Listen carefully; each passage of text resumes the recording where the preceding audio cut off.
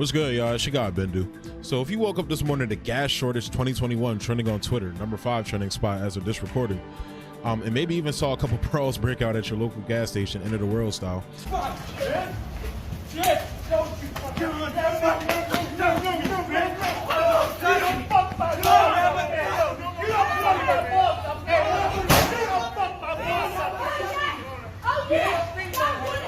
Then you know the East Coast is experiencing a gas shortage. Now, while Biden thumpers are deflecting or pretending it's not, happening, and Trumpers are filling the social media sphere with hashtag Biden's America, followed with listing crises that the country's been facing during and even before Donald Trump, I believe most Americans are missing the whole picture when it comes to this Colonial Pipeline story. I covered this on the American Autopsy channel, so definitely go peep that and show love, and show love there. But as most know, Colonial Pipeline experienced what is called a ransomware attack. What's a ransomware attack? Well, as per the FBI, a ransomware is a type of malicious software or malware that prevents you from accessing your computer files, systems, or networks and demands you pay a ransom for their return. Ransomware attacks can cause costly disruptions to operations and the loss of critical information and data.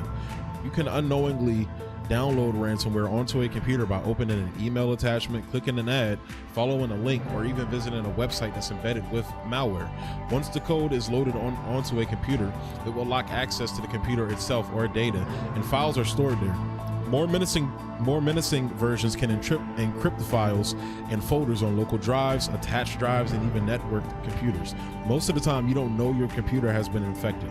You usually discover it when you can no longer access your data, or you see computer messages letting you know about the attack and demanding ransom payments. This is what reportedly happened to Colonial. However, according to Colonial, only its corporate IT network was infected by the attack, yet it still decided to close down the operational network and the pipelines that this network controls, out of caution, of course.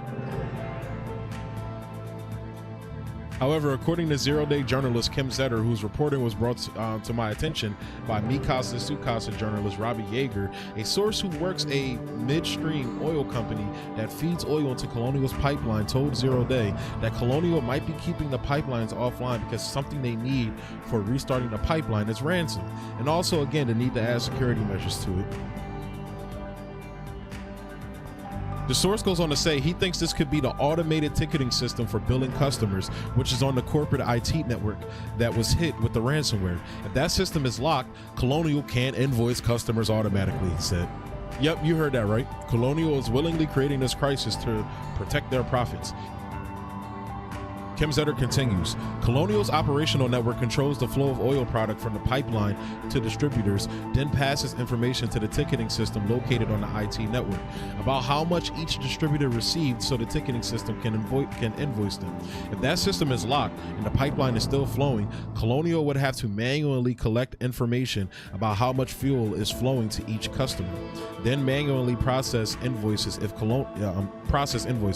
Colonial didn't already have a plan for doing this manually, it may keep the pipelines down until it can determine an efficient way to invoice customers this way, or until it can restore the automated ticketing system.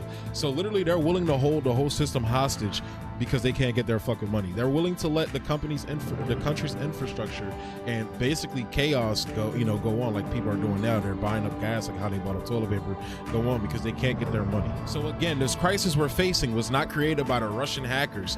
A narrative MSDNC, home of Russiagating, is making sure they're driving home, but the greed of a monopolistic corporation and our elected officials' unwillingness to enact regulatory practices because of, well, corruption. This is like a predictable B-list shitty movie called Infrastructure Crisis 2: Escape from Big Oil, brought to you by Late Stage Capitalism.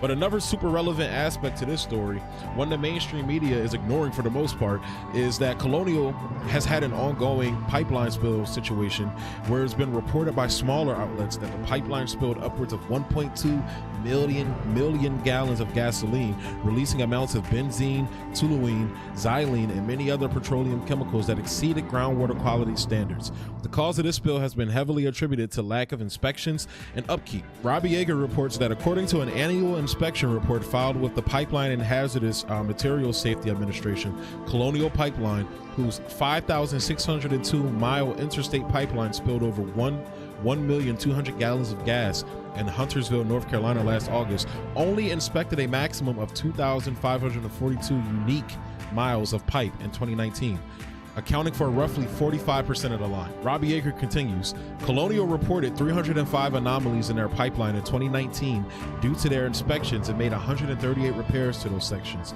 in which Colonial deemed it necessary to do so. The report also details how the Colonial Pipeline has aged, with nearly 40% of the pipeline being at least 20 years old.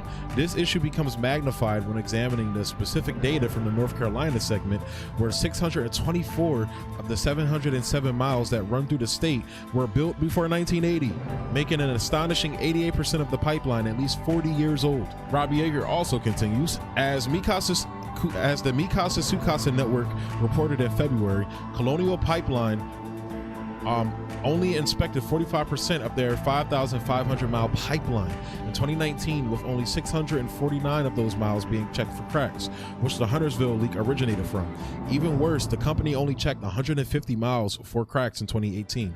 In the aforementioned PHMSA report, regulators are requiring Colonial to submit a total and thorough evaluation of their inspection methods and leak detection technology, which by Colonial's own admission was inadequate to detect the spill.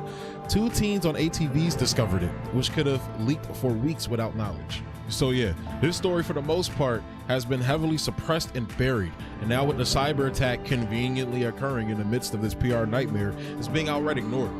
And the larger outlets not reporting on the pipeline spill ignores possible motivations for these supposed hackers choosing Colonial as their target, or to throw on my tinfoil hat, Colonial in some form or fashion allowing and are setting the cyber attack events in motion to draw citizens, the media, and the government regulators' attention away from their malfeasance in maintaining the pipeline safety measures. But I feel the media is playing a more nefarious game, if you ask me, of continuing the United States' deflection of our internal problems on the easy target nations like Russia, China, Iran, etc., etc. Like I can definitely see a leak from a mysterious unknown governmental entity, probably the CIA or FBI, saying that the Kremlin or the Chinese Communist Party are directly tied to the cyber attacks perpetrated by the Russian hackers, and the mainstream media being the stenographers of the state and intelligence community that they are, willfully parroting that narrative unchallenged. Why do I think that?